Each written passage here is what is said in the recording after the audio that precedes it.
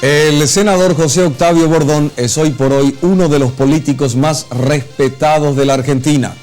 Duro adversario de Menem, lideró el Frente Independiente Frepaso, que tras las últimas elecciones del país vecino se convirtió en la segunda fuerza política, desplazando así al radicalismo de Raúl Alfonsín. Todo un fenómeno, y hoy está con nosotros aquí en Más Informes. Antes que nada, doctor, muchísimas gracias por haber accedido a nuestra invitación y estar con nosotros esta noche. No, gracias a ustedes y la posibilidad de estar en contacto con la gente. Usted fue considerado un fenómeno político en el último proceso eleccionario argentino. ¿Por qué, doctor? Fue una sorpresa para muchos que en 60 días y casi sin recursos económicos pudiéramos romper una historia de 2 partidos y sacar más de 5 millones de votos. ¿Por qué?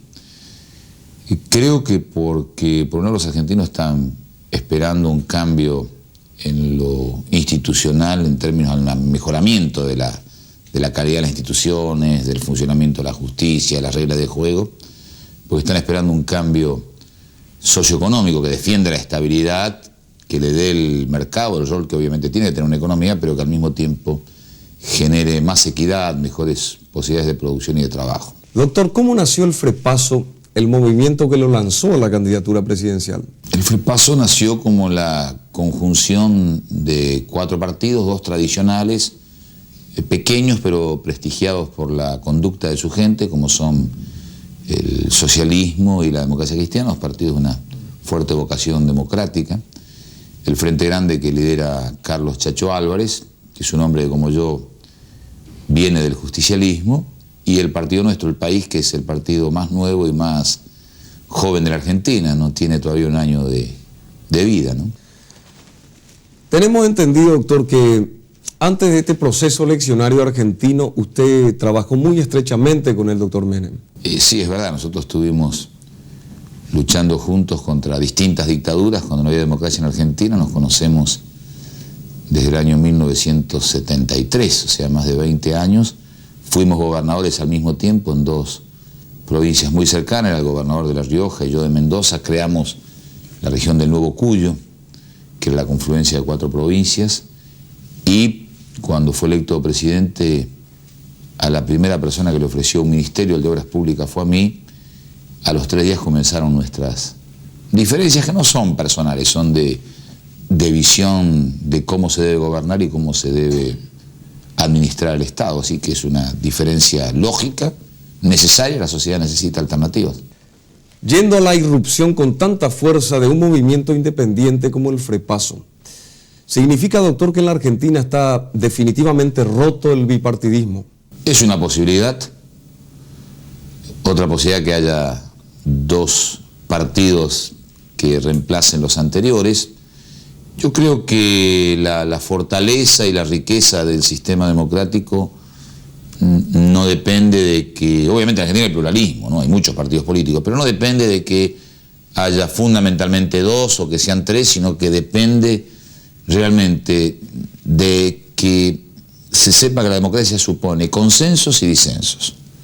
Y la sabiduría es saber cuál es el momento del consenso y en qué temas, y cuáles son los momentos del disenso y en qué temas. Y que el oficialismo nunca caiga en la soberbia de aislarse, y que la oposición nunca caiga en la irresponsabilidad de oponerse por oponerse o de proponer alternativas demagógicas que saben que no se pueden llevar adelante. Por supuesto, esto es fácil de decir, después viene la complejidad de hacer correctamente y en el momento oportuno las cosas. ¿Usted considera, doctor, que los partidos tradicionales están en crisis en Latinoamérica? ¿Y por qué? En el mundo hay una crisis de los partidos políticos, pero justamente en un momento en que la gente cree y practica más la democracia que nunca. Así que la crisis de los partidos no significa falta de fe en la democracia, sino que hoy las nuevas formas de vivir, de producir, de comunicarnos, ¿no?, están poniendo a prueba la necesidad de que los partidos se actualicen, de que nuevas formas de hacer política se instalen. Y sobre esto quiero hacer 2 reflexiones. La primera, habrá partidos políticos que, teniendo la capacidad de actualizarse, pese a que lleven muchos años, sigan siendo la expresión de la gente. Y en otros casos, en la medida en que se rigidicen, que no quieran cambiar, bueno, pues serán reemplazados por otras fuerzas políticas. Y la segunda reflexión es que no se trata de tener nombres nuevos. Ahora está el frepaso en reemplazo de un partido con un nombre antiguo y seguir haciendo lo mismo, sino cuando uno dice nuevas formas de hacer política, es que los estilos, los temas cotidianos de la gente se instalen. El otro día decía a gente joven que se ha sumado, le digo, ¿ustedes nunca conversan sobre el problema, por ejemplo, del transporte en la Argentina? ¿Cómo hay que hacer para hacer política nueva? Les decía yo. Tomen las noticias del diario y van a encontrar que tenemos casi el récord mundial de muertos en accidentes de tránsito en Argentina, y que nuestra provincia de Mendoza, que supone una de las provincias más modernas, más equilibradas, estamos por encima del resto del país. Se nos pasa algo peor. ¿Qué tiene que hacer un dirigente político? Perdón que le tome un minuto en esto, porque si no hablamos de nuevas formas de hacer política y quedan como una frase. Digo, hay que fijarse, a ver, cómo son los caminos, las autopistas y las normas vehiculares y de tránsito en los países que tienen pocos accidentes. Después de terminar eso, que sería el análisis de lo físico, ahí van a tener algunas respuestas de lo que hay que corregir. Pero posiblemente van a encontrar que en países con la misma infraestructura física que nosotros tienen menos accidentes. Ahí entonces va a llegar a otra pregunta: ¿qué nos pasa culturalmente? ¿Actuamos con el equilibrio necesario o estamos trasladando a las rutas, al manejar nuestras angustias, un sentido irresponsable? ¿Qué pasa en la mañana cuando vamos a llevar a nuestros hijos a la escuela? Yo siempre he tratado de no dejar de hacer eso, aún siendo el gobernador. Por no salir 5 minutos antes parece que ponemos en peligro la vida de los chicos que van por la calle, la de nuestros propios hijos, paramos donde no hay que parar. Encontrar respuesta a esto, hablar de esto, buscar soluciones a esto, conversar con los padres de familia, con la gente que maneja, con las entidades. Esto es para mí la nueva política, que los temas de todos los días se conviertan en temas de Estado y en temas de los políticos, y que la gente, sin estar encerrada en un local llena de gente que a cambio de un carguito pide unos votos, que más que locales, partidarios, haya eventos, haya mecanismos de la carta, del llamado telefónico para poder intercomunicarnos y reunirnos. Me tomó un poco de tiempo, pero hay que revitalizar la democracia, tiene que estar al lado de la gente y por supuesto tiene que ser un instrumento de lucha contra la pobreza. Doctor Bordón, ¿cómo encuentra usted la educación en su país, la Argentina? Mal.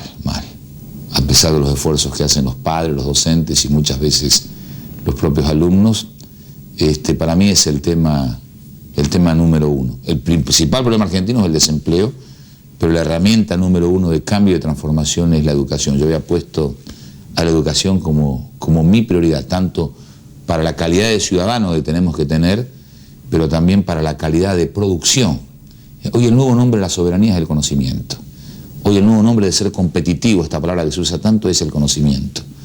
Y en consecuencia tenemos que poner mucho esfuerzo en eso. Recuerdo un gran líder de la India, que le preguntaron cómo está invirtiendo tanto en ciencia y técnica con la pobreza que hay en la India. Él dijo, justamente, porque somos muy pobres, no me puedo dar el lujo de dejar de invertir en educación y en ciencia y técnica. Doctor, ¿cómo usted ve las manifestaciones sociales, algunas con mucha violencia, a raíz de los problemas económicos, especialmente en las provincias más pobres de su país, la Argentina? Cuando digo que se distribuye inequitativamente la riqueza, también esto ocurre territorialmente. Aparte de que a veces hay incorrectas administraciones también en el ámbito provincial. Por eso digo, las responsabilidades cuando hay una crisis son concurrentes y las soluciones también deben ser hechas en conjunto. Pero cuando digo esto de la concentración injusta de la riqueza, me gusta a veces dar ejemplos. Los números oficiales de mi país, no los míos, dicen que, por ejemplo, respecto al inicio del plan de la convertibilidad del último año, la riqueza es de 70.000 millones de dólares más. Hemos pasado de 230.000 a 300.000 millones, ha habido un crecimiento. Discutimos un poco cómo se mide, pero voy a aceptar el dato oficial provisoriamente. Los mismos datos oficiales dicen que prácticamente está trabajando la misma gente que cuando empezó el plan de convertibilidad. Cada año 250.000 personas salieron a buscar trabajo y solamente 25.000 lo encontraron. Por eso al final del camino no hay 5 o 6% de desocupación como preveían los libros del ministro de Economía, sino que hay 18,6%, casi 19% de desocupación. O sea que la gente que trabaja es casi la misma. Y los datos oficiales dicen que en promedio, algunas ganan menos, otros más, el salario real de vengado es un 30 o un 40% menos que al principio. Entonces la pregunta de alguien que tiene un negocio en la esquina o de una vecina que no sepa mucho de economía sería, ¿Y la plata quién la tiene? Si hay más plata, trabaja la misma gente y gana menos, bueno, esta es la concentración económica. Y hay que redistribuir. Y cuando uno redistribuye, no solamente es en beneficio de un docente, de un profesional, de alguien desocupado que vuelve a trabajar, de un obrero rural o industrial, también es en beneficio de un pequeño y mediano empresario, pero finalmente una visión distinta y democrática y del mediano y largo plazo de la vida. También es en beneficio de las grandes empresas argentinas que tienen tecnología, que tienen buena ingeniería, que hoy son capaces de competir con Japón vendiendo en el sudeste asiático o en la China o en los propios Estados Unidos productos. ¿Por qué? Porque una población bien alimentada, bien educada, pequeñas y medianas empresas modernas, competitivas, un mercado interno de calidad, también las ayuda a ellas a ser más competitivas, a ser más fuertes. Por eso no es verdad que la tecnología es la madre de la desocupación o que los buenos salarios son los responsables de la falta de competitividad. El Japón tiene unas menores desocupaciones del mundo, 2 o 3%, y son los países que más invierten en tecnología. Alemania tiene muy buenos sueldos, alta inversión tecnológica, baja inflación y baja desocupación. Los Estados Unidos bajaron del 8 al 6% la desocupación y tienen políticas industriales que dependen, se llama Oficina de Asistencia Tecnológica para las pequeñas y medianas empresas y dependen del propio vicepresidente de los Estados Unidos. Entonces, desde nuestros países más pequeños, aprendamos que el país estatista no va adelante, pero un país donde el Estado no cumple ningún papel, donde no pone reglas de juego, son países que terminan siendo muy injustos, que no son competitivos, que generan desempleo y que generan injusticia social. ¿Qué opinión le merece el Mercosur, doctor Bordón? Mire, es una maravillosa tarea en el marco de afianzar la democracia y la paz. Lo que hemos crecido en democracia y en paz en la región es excepcional. Por supuesto que también intercambio comercial. Y para mí es el sueño de ver muchas empresas mixtas que no solamente nos vendamos en nosotros, sino que salgamos a competir en el mundo. Y que sea un gran instrumento para... Hoy hablaba con el presidente, en estos días con el presidente Guasmosi, hablaba con Fernando Enrique Cardoso hace un tiempo y también con Julio María Sanguinetti, el presidente de Uruguay. Nuestros países no son países pobres y débiles, son países empobrecidos y debilitados por la injusticia social.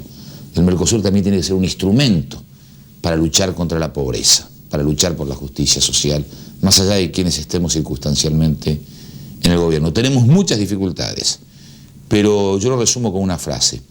Nos hemos metido en un túnel. Hacia atrás hay oscuridad. La única luz está hacia adelante, aunque esté lejos y el camino sea difícil todavía. Y yendo a un tema de relacionamiento directo entre el Paraguay y la Argentina, ¿cuál es su opinión al respecto de la privatización de Yacyretá, doctor? En las condiciones en que ha sido planteado por el gobierno argentino estamos en contra. Toda privatización, aparte de la previsibilidad, la transparencia y, en mi opinión, para la Argentina, la participación del Parlamento, debe también tener entre sus principios un claro modelo económico-social. Entonces me asusta mucho que mi país quiera vender Salto Grande, que lo tenemos con Uruguay, Yacyretá, todas las centrales atómicas, para ver si llegamos con esa plata a fin de año, porque eso sería pan para hoy y hambre para mañana. Yo siempre hago la misma comparación y además así me voy como gobernante. Si yo soy un taxista y tengo problemas para llegar a fin de mes, el peor negocio que puedo hacer es vender mi taxi para comer. Ahora, si lo vendo para dedicarme a otra cosa, bueno, puede ser inteligente la medida. En esto es igual. ¿Qué vamos a hacer con la plata? ¿Vamos a llegar a fin de año? Ahora, si me dijeran que lo vendemos al precio lógico, que va a haber una clara política de costo y de posibilidad energética para nuestra producción, y que además la plata la usaremos para otra obra, no sé si Corpus o otra obra hidroeléctrica o energética en Argentina, ya es distinto, porque yo estoy vendiendo un patrimonio y con el stock estoy generando otro patrimonio, tengo el doble después.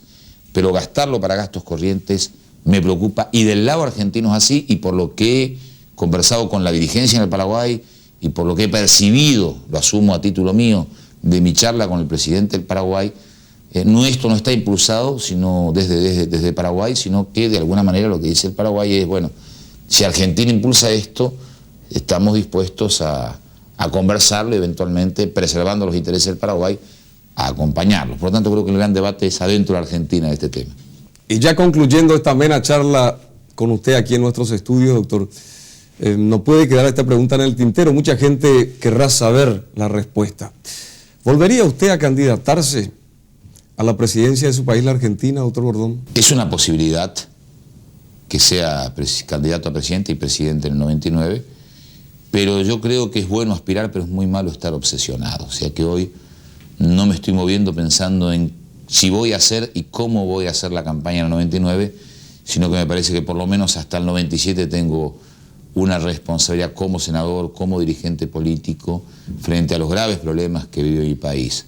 No sería bueno que yo esté como aquel cuento, ¿se acuerda del cántaro de agua, ¿no? La mujer que llevaba su botellón con agua, iba pensando a cuánto le iba a vender y que se iba a comprar, y se tropezaba y se le caía el jarrón y se le caían todas las esperanzas. Creo que en la vida es muy bueno soñar, es muy bueno tener objetivos y aspiraciones, pero hay que saber en cada momento qué hay que hacer. En su momento supe que tenía que ser candidato, gané una elección interna, conseguimos lo que parecía imposible, más de 5 millones de votos. Ahora eso ya pasó, ya fue nuestro compromiso con la democracia. Ahora viene en esta etapa otra manera de comprometernos con la democracia, que es trabajar en los temas productivos, en la educación, en mejorar la justicia, en organizar un partido político moderno, en formar las nuevas generaciones que se están sumando a nuestro partido para que sean los dirigentes que nos vengan a reemplazar. Y después del 97 veremos si nuevamente yo soy el dirigente que la gente quiere desde la oposición para hacer una alternativa, y si la sociedad prefiere otro, lo voy a acompañar con el mismo entusiasmo con que asumí la responsabilidad de ser candidato. Bien, muchísimas gracias, doctor. Muchas gracias. Indudablemente, por las cada vez más estrechas relaciones entre los países de la región, lo que ocurre en la Argentina de una u otra forma afecta directamente al Paraguay.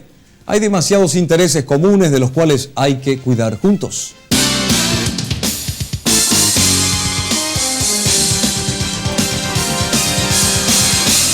Más informe.